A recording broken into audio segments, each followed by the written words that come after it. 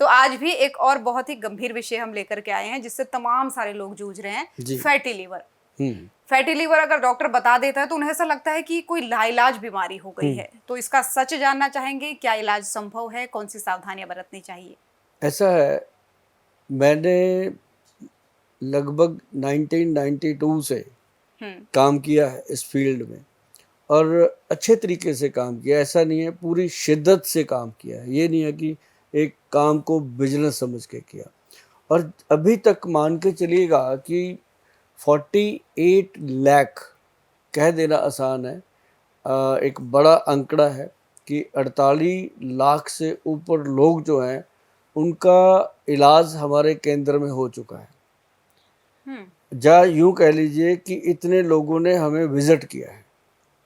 उसमें से 70% जो 70% लोगों को हम वो खुशियां दे पाए हैं जो खुशियां वो लेने आए थे।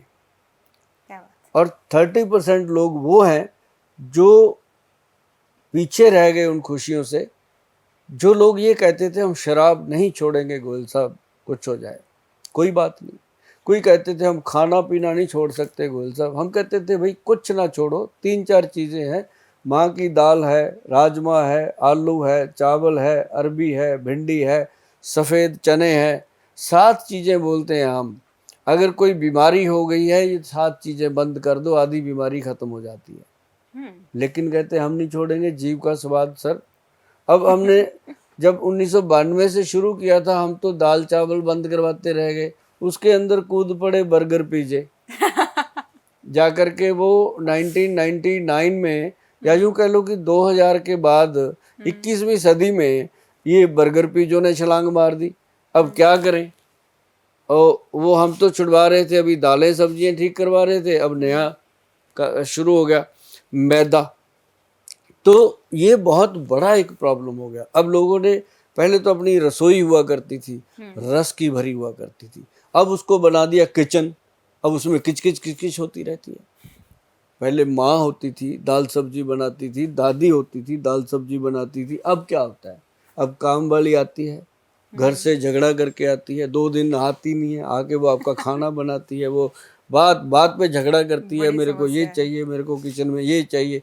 वो उसने जब से उसको किचन बनाया तो किच किच किच किच। अब बाबू खाना नहीं खा रहा, बीवी दफ्तर को जा रही है। इतने पंगे हो गए हैं लाइफ के कि इंसान ने अपनी ज़िंदगी को ऐसे बना लिया कि उसको ये लगता है कि मैं ही पैदा हुआ हूँ, बाकी तो दुनिया ऐसे ही है। अरे भाई ये बात समझो कि आप पैदा हुए हो, सिर्फ खाने के लिए पैदा नहीं हुए। जीने के लिए खाना चाहिए, ना कि खाने के लिए जीना चाहिए। हम सबसे पहले ये बात कहते हैं। दूसरी बात, रही बात अब किचन को रसोई कैसे बनाया जाए, बहुत ही सिंपल है।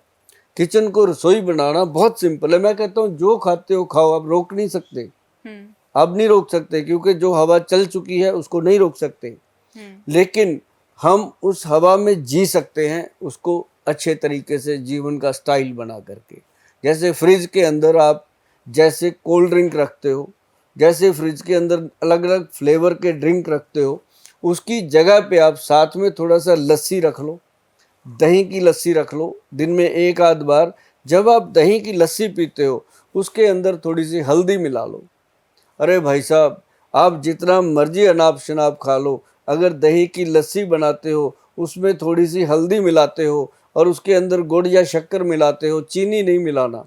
ये 2-3 चीज़ें, एक बात हमारी मान लो, 99 बातें अपनी कर लो, तब भी आप जीवन को अच्छा जी लोगे। क्योंकि हल्दी जो है वो एंटीबायोटिक का काम करती है, और उसमें काली मिर्च का पाउडर मिला लो तो वो एंटीसेप्टिक का काम करता है। अगर कहीं उसके अंदर हींग मिला दो तो पेन किलर का काम करता है।